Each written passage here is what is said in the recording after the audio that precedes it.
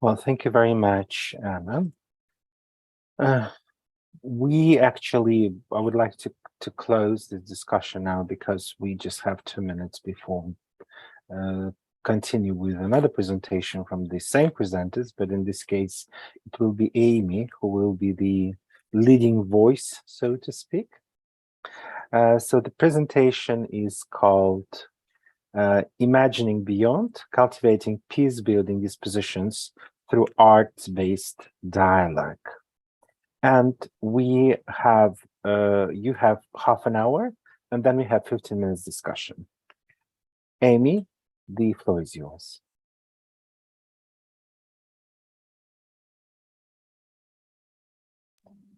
Thank you. Hang on, I will get my PowerPoint up.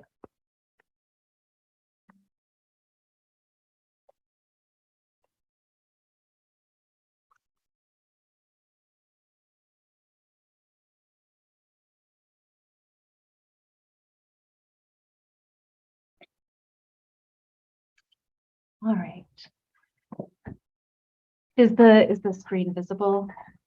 Okay, great. Thank you all. Well, I appreciate the order in which we're presenting because we've shared a bit about our approach to this work, and this will give us an opportunity to get into some of the content of our dialogues over the summer. So in our work this summer, we sought to explore the confluence of art and dialogue and peace building through the question of in what ways does dialogue with, through, and about art shape our consciousness and the development of our peace building dispositions. And so to do this, we drew from John Paul Lederach's, who's a international peace scholar, drew from his work on peace building dispositions that he identified in his book, The Moral Imagination. The first of those is the ability to see ourselves relationally, connected to each other in a complex web. Second is the ability to practice what he called paradoxical curiosity, characterized by an inquisitive disposition that strives to see the complexity that lies beyond that which is immediately perceived. Third is a commitment to providing space for the act of creating, which requires a belief in our human ability to imagine beyond what exists and create something new, even in the most difficult conditions. And fourth is the willingness to risk, to embrace the mystery inherent in the work of creating that which does not yet exist.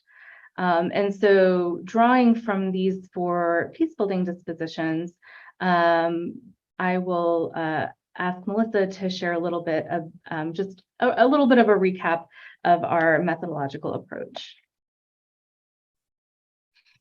So what we did here, I love the layered, cacophonous, and ambiguous, Amy, that you put on the slide.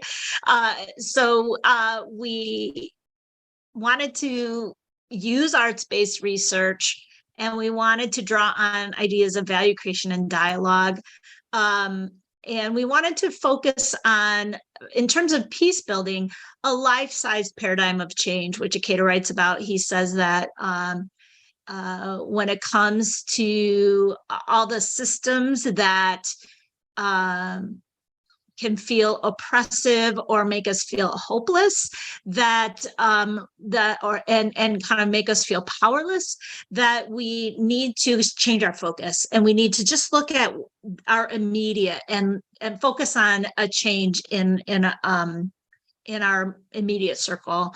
So we thought, well, let's try this, and let's do it by sharing art that's meaningful to us, art that is kind of reflective of how we are experiencing the moment, and art that shows peace building to us.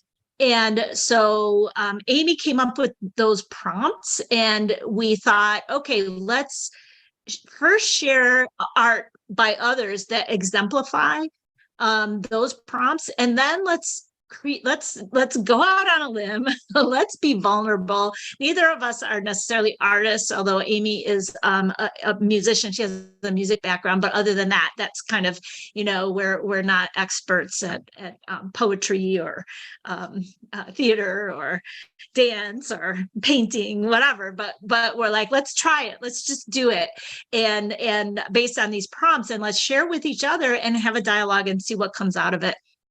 So there was no prescribed process, that we had no idea what the outcome would be.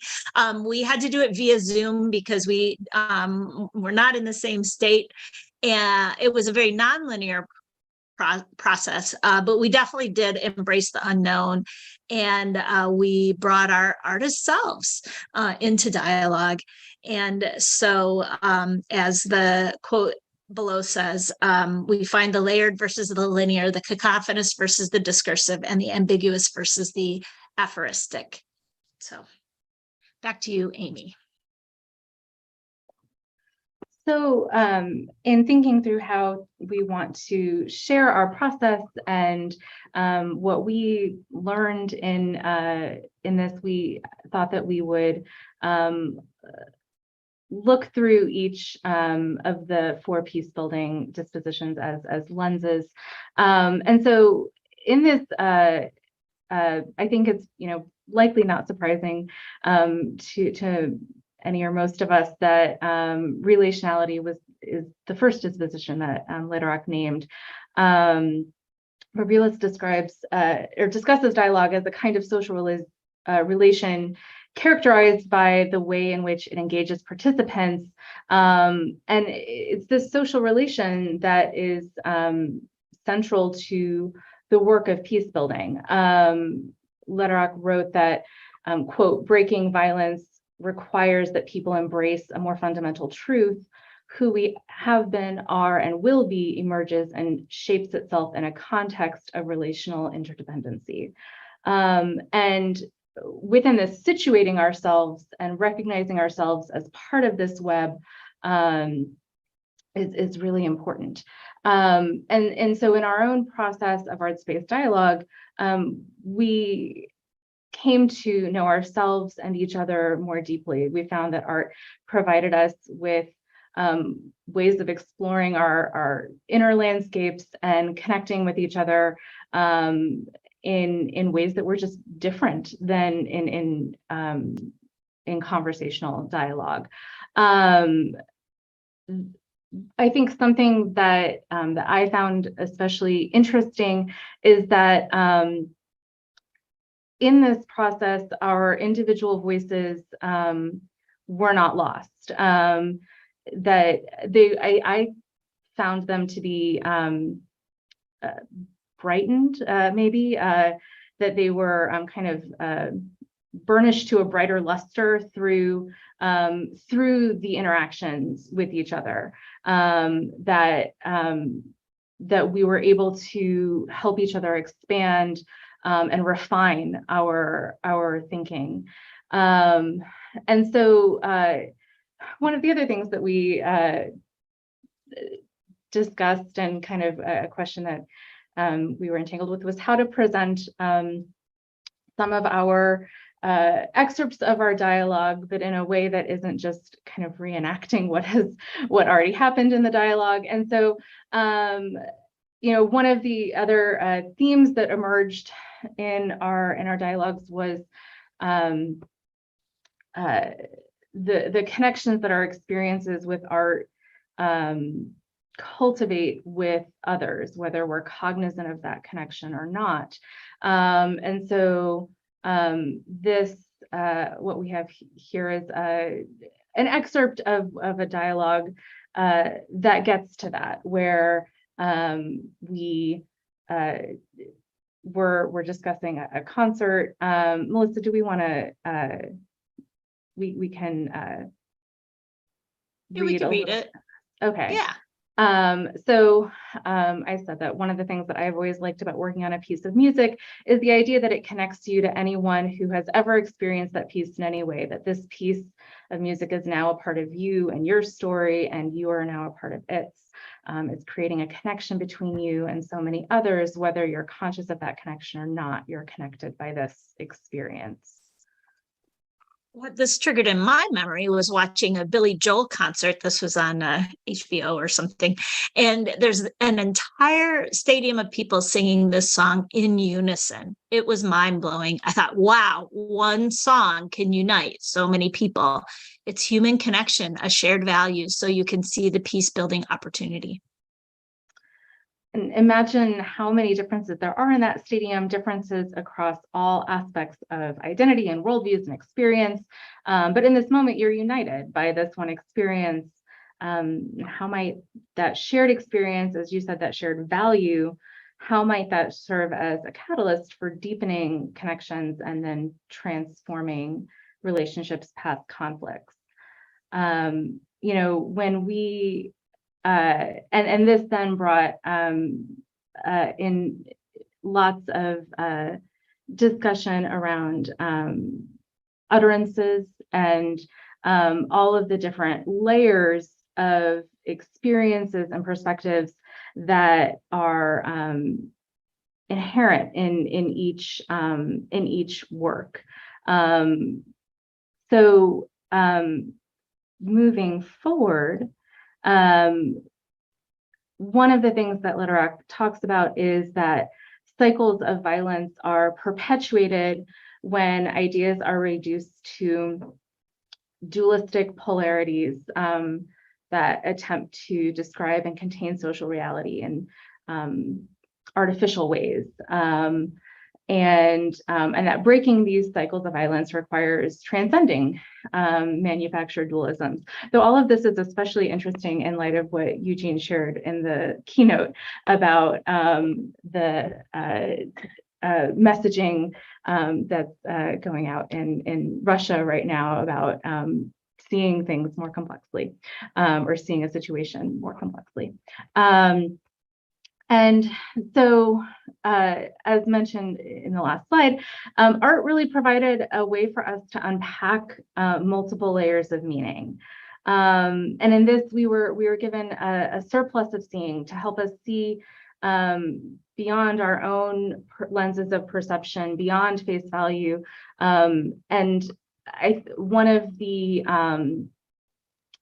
things that I wrote in my reflection is that for me, it was so meaningful to be able to experience art in through lenses that I hadn't previously considered. To even just learn, thinking through that there was more in this that I had previously seen, and pushing me and challenging me in my own perceptions. Was incredibly valuable, and that is, I think, inherent in what is at the heart of paradoxical curiosity, the call to look deeper, to ask questions, and explore possibilities. I think the other thing that this helped us do was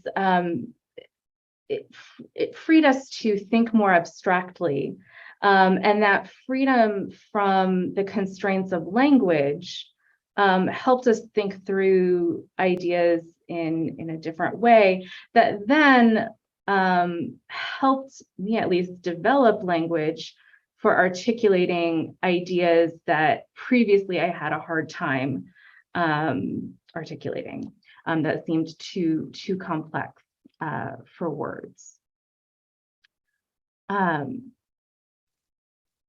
So Lederach also emphasized the importance of cultivating imagination through engaging in the creative act, which he talks about, that imagination in peace building has to go hand in hand with creation, with an actual act.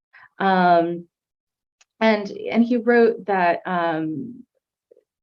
called for a need to better understand the epistemological and ontological qualities that both differentiate and connect technique and imagination.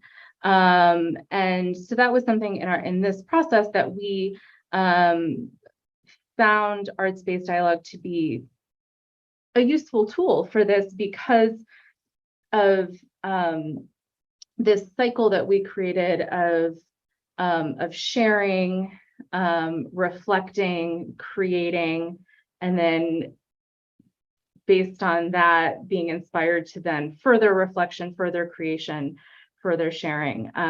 So we found it to be a useful process for that.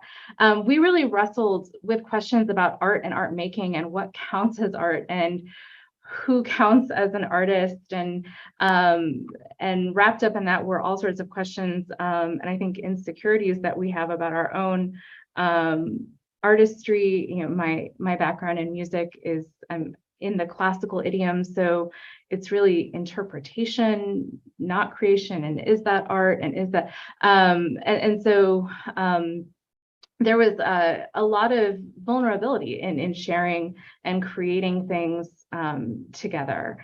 And in these experiences, we really were inspired and stretched by the pieces that we shared with each other in a way that I personally did not at all foresee when we started this process. But that, you know, we would share pieces with one another, and then based on that, I think we each had instances of being inspired by something that the other person created and then creating something based on that. And so, or being inspired by something that someone else had shared, which is the case in this example here. So this, what you see is some watercolor painting that I tried. It was the 4th of July weekend. And so I thought, okay, this is something that expresses what's going on in the moment. I'm trying to learn how to paint watercolor. So I painted this little bit of fireworks here. And I explained to Amy there, you know, I shared with her, even though it felt a little awkward and I knew they were very, very amateur, but I said, you know, they're really experimental, trial and error kind of things. And I feel like each time I'm learning something. So like that idea of the Monet iterations of the haystacks, I was thinking a lot about blue because of the Chagall window, which you saw in the previous slide that Amy had shared as a piece of art that really inspires her. And I said, I feel like blue is so peaceful. And then I thought about the blue of the deepening sky during sunset. You know, you're all sitting outside just waiting. It's getting darker. It's getting darker. And then suddenly you can see the fireworks. And I was really struck by, you know, you're giving each element thought, but then also thinking about them in relationship to one another.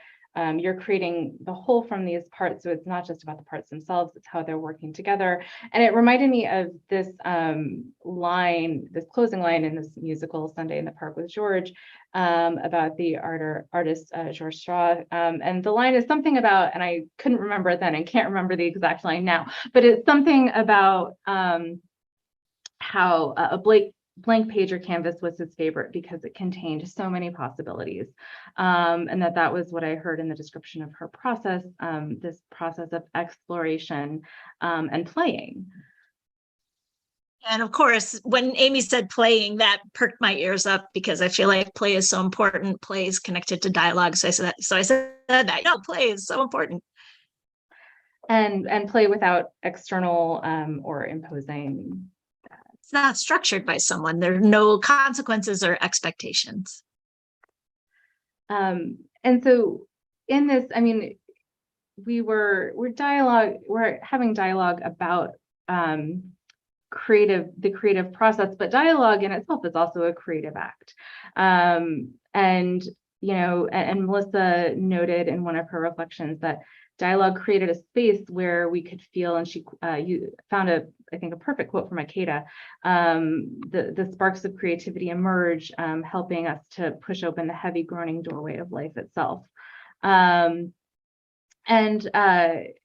we also, I think, found that in our experiences aligned with something that came out of a dialogue between Akeda and jazz musicians Wayne Shorter and Herbie Hancock, in which they asserted that unprecedented creativity is achieved when each individual courageously participates with others, when the individuals aspire, refine, and elevate one another through their interactions. And for us, we found that this dialogue really gave us a space for that. Lederach also wrote about the importance of embracing risk, and that risk is an inherent part of the work of peace building, and it's also I think an inherent part of dialogic practices. Anything where you are stepping into the unknown. Lederach wrote that people living in settings of deep-rooted conflict are faced with the extraordinary irony that violence is known and peace is a mystery. And that any time we are seeking to transcend something that currently exists, that first requires imagining something that is beyond our current reality, and that there is risk that is inherent in that work.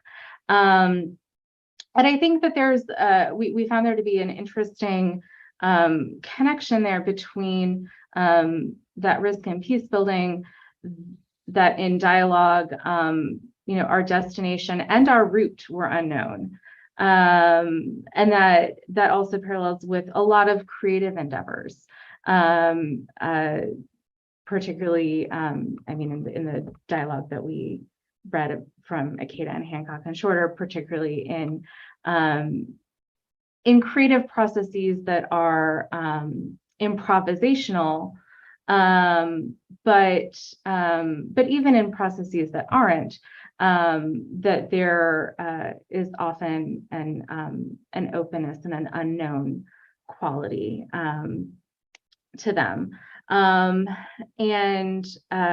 so, as I shared a moment ago, for us, this is this process was one of exploration and vulnerability. And it should be stated that our risk in this process is certainly because we are not, we brought different opinions and perspectives into the dialogue, but we're also not in a setting of conflict. So the risk that we take on by going through this process is we're not equating that with the risk that one might be taking when working in a situation of violent conflict. But this was a process that involved a lot of vulnerability. So I shared that for me, a big part of this process was grappling with the vulnerability that we reveal ourselves through the art we share, opening ourselves up to the judgment of others, and knowing that what we share may not be understood or used as we intended. And then I replied, letting go of it, because others are going to imbue the meaning that they want. So you're kind of sending that art out into the world, which is scary. Like Bakhtin would talk about it in terms of utterances. Someone else uses what you've created to make their own utterance and inform their own utterance. So maybe that speaks to the power and extension of art. So some of the general ideas that we connected to throughout this process is the idea of temporality in dialogue and music. Learning for us transpired in the moment, but also, as I mentioned earlier, in the reverberations of the moment, that even though the dialogue was happening at one point in time, that our learning continued through our reflections and through our creative practice, after our exchanges with our dialogic exchanges with each other. And that, with that there is no telos, that we're still learning from this. We found that art released us from, as Eisner characterized it, the cage of the literal, expanding our ways of knowing and engaging with one another in a way that is fundamental to peace building. So we found that these dialogic practices really expanded our epistemologies. And with peace building, being able to explore a conflict through multiple mediums could potentially uncover things missed by other ways of knowing. And that, that as in our work as educators, that trying to create and cultivate and strengthen multiple ways of knowing and multiple ways of connecting with one another dialogically could be of value. But we also shared with one another that the effectiveness of art also makes it a tool of, or can make it a tool of, epistemological oppression. That that art is used very effectively in propaganda or in more subtle ways, and that that it's not on its own, or not in every case inherently good or beneficial to us in as a dialogical tool, that it can that its effectiveness makes it useful for a variety of purposes, not just those that are serving the purpose of peace building.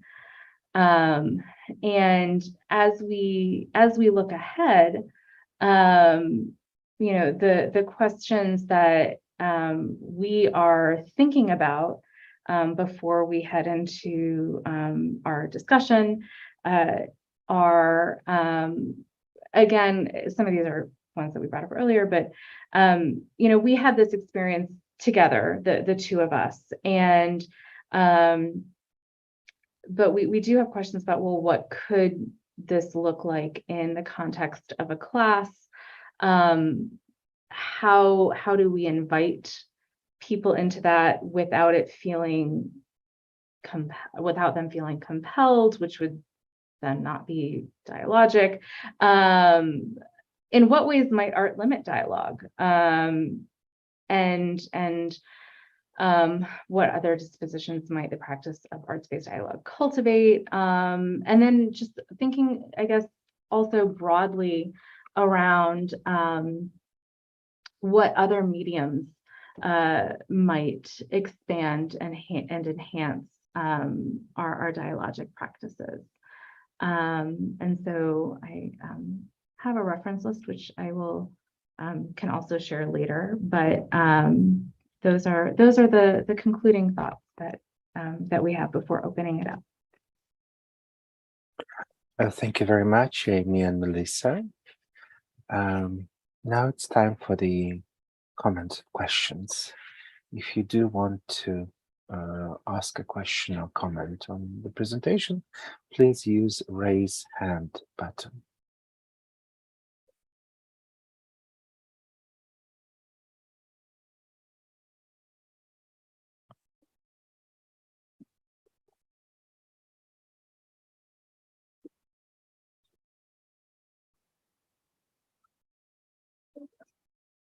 Okay.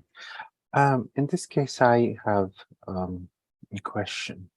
In both of your presentations, one of your utterances is that there is no Telus.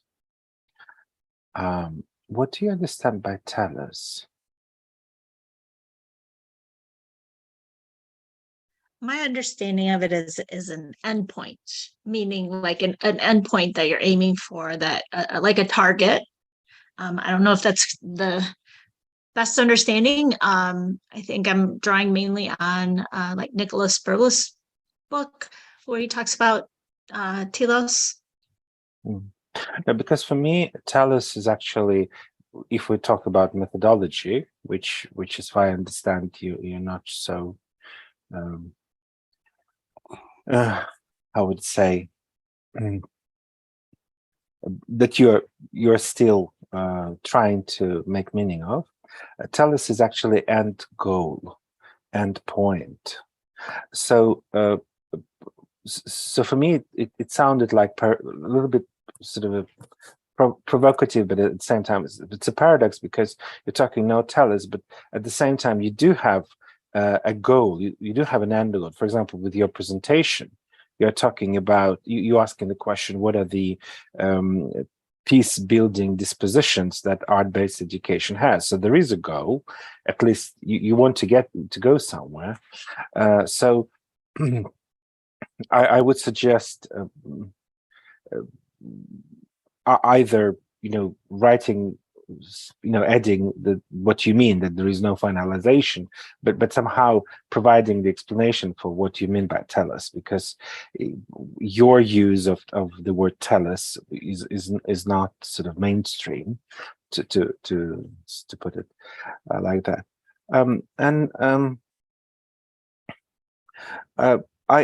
I'm not able to provide you with answers to all the questions that you ask in your discussion on your discussion page, that are written on the discussion page.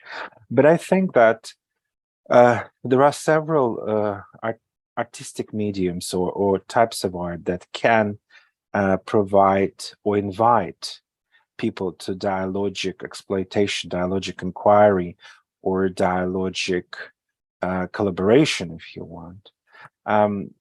One of those is performance, and there are a great number of performances that performance artists that actually made performances where they invite people to participate, invite people to think. I would again, if you're looking for the avenues to go, there is a Norwegian dialogist, Olga Diste, who has participated in a very interesting project with the Danish museums, where they were using museums as the platforms, as the fora for art-based education. And there are at least 2 books written about that. So that can be something that you can look for inspiration. I also think that the art in general, if we're thinking about performance art or the painting or sculpture, it's inviting to dialogue, but it's up to sort of, it's like utterance, like you, Melissa, they used the metaphor before. You put it out and you sort of let the others respond. So I think the dialogicity is actually in the heart of the arts, in the majority of the types, at least. This is my subjective understanding. So the very fact that you provide opportunities for art-based education means that you provide opportunities for dialogicality, for dialogic meaning making. So these are my thoughts. Thank you very much. Eugene, please. Thank you. Thanks, Mikhail. And actually, I want to continue a little bit what Mikhail started, especially the first part of his comments, because I think you have a strong theology and about peace building, about engaging in dialogue and art and stuff like that. And I think maybe it's not about redefining things. I think you need to think about that. Your desire, in another way, critically explore your desire. Because I think you have problems with your desire, Emmanuel. Let me see several problems of that. One of them, what Mikhail pointed out about teleology. What's the problem of teleology? In my way, teleology is enemy of dialogue. Why? Because it's focusing on it. and other people become, you just, Amy, ended your presentation on that. You start treating people, how to get them in. So they become object of pedagogical actions. You don't want to hear what they say, what they think about your all things about peace and dialogue, whatever, but you want to make them in. And how to do it in a nice way. And that nice way, usually, how they will not notice that you're making them objects. You're not relating them as people. Like, because if you're relating people, you need to ask, like, this is my vision of peace, and I value most of all. What do you think about that? And you will hear things, might hear things that you don't like, that your version of peace is not good for some people. Like this idea of unity, singing together. This is actually a way how many oppressive regimes mobilize people on terrible actions. Even prioritization of peace over the war is dangerous. Like all these dictators, like Hitler, Putin, right now, they call for peace constantly. Like Hitler in a famous speech to addressing British people, saying, we can arrive to the peace at any moment. And when you convince your government to kind of accept our demands, our reasonable demands, he said something like that, and peace will come. And a war will stop. Is it the right things to stop the war at that time? No. And you know, all this is, it's a kind of problematization of this idea of the peace as harmony. Peace may be not harmony either. Even a good peace can be not harmony. That's again, I would recommend, like Anna was saying, that Graeber's book, when first like mega cities were actually, it was like assembly of different tribes that want to live in peace with each other, which not means unity whatsoever. They want to build boundaries among each other. That's peace through with the boundaries, strict boundaries, not unity, not singing Alleluia together and Humbala together. By the way, when I'm saying that, I'm not saying that your version of peace is kind of bad. I'm just, it's limited. Like, and there is other versions of peace maybe there. And by the way, it's very interesting to see how they will be represented artistically. I really like your project to articulation. You see from the word art, if you think about the word, in the word articulation, the root of the word is art. It's very interesting how to articulate this type of pieces that come. And maybe sometimes how that piece articulated can be articulated as well. That's very interesting to see what's articulation of that piece, what I'm talking about, like a Hitler verbally articulated, but it's interesting how through art it can be articulated, this kind of ideas. And maybe it will become a very interesting what we're doing project, but with please not teleology, not engaging in peace, not engaging in dialogue, but just interested what other possibilities open and explore them for people who wants to explore them. And that will be, it might be fascinating. Thank you. Thank you very much, Eugene. Anna? I just also want to continue in the same way, but with a little different way. And you had a question or a comment at one point that art can be used also for different reasons and not for peace, maybe for making war. And that's really true, because art and creativity in fact change the relationships between people in some way that you can say becomes maybe more intensive if it's successful, because people are moved in some way. But what way they will be moved, that's a different issue, because the not only singing in unison, but singing beautiful songs that your enemy, that makes you puke, but their song is beautiful, like Lily Marlene or something like that, or beautiful aesthetic uniforms that the Nazis had. And by the way, the same artist created United States police uniform that created Nazi uniforms. So they're very elegant, they're beautiful color combination and everything. But what it is associated with, of course, or Eugene was saying in his keynote speech how much creative are the autocratic regimes, and now I also mentioned. So art I wouldn't say art is neutral, it's never neutral, but which way it will, even if it's used as a tool, which way it will go, just like a dialogue, it could go both ways and be used. So it's kind of like, in that sense, a dialogue would problematize everything. And problematize the values of art too. One more thing I wanted just to mention quickly.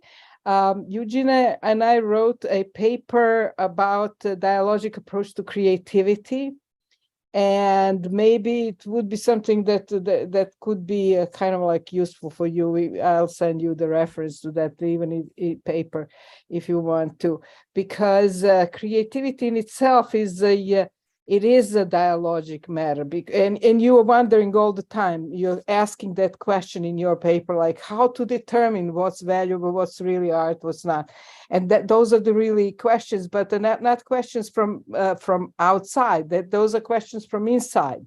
Those are really dialogic questions. And who determines, and what's art for somebody and what's not for somebody else, and all of that. So I think that could maybe do something or not, whatever, inspire you for something.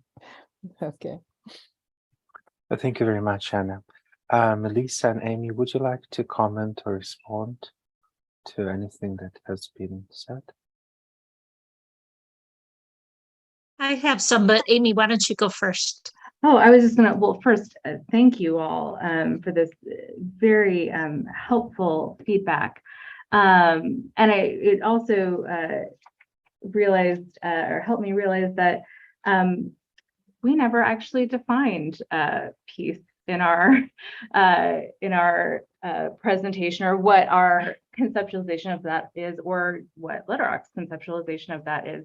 That some of that is maybe implied through the dispositions, but that we didn't actually spell out what we meant by peace, which is pretty essential if you're going to have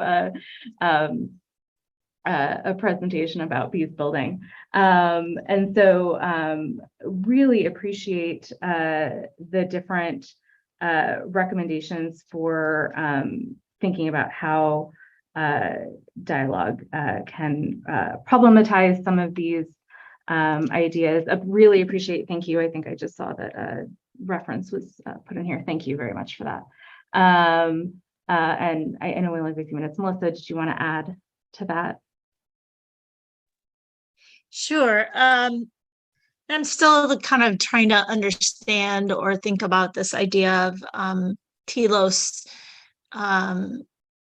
versus just sort of an exploration, because I do feel like Amy and I, it was just an exploration. We kind of wandered and we did come back to sort of the ideas that we were trying to explore. But I don't think we were looking for an endpoint like, aha, we found it now. So I'd love to, if we have time, maybe we don't have time, but, think a little bit more or try to understand more this idea. And then I'm also thinking about the value creation, because in value creation, the art is not just from that perspective, perhaps the art would not just be for something beautiful, right? It's got to be personally beneficial, and it's got to be beneficial to the community. So there is some grounding in values that are good for everyone. Of course, how you define that and figure out what that is also, I think, would require dialogue. So those are some of my thoughts. Thank you very much, Melissa and Amy. Do we have any more comments or questions? Well, in this case, this concludes our first part of the conference.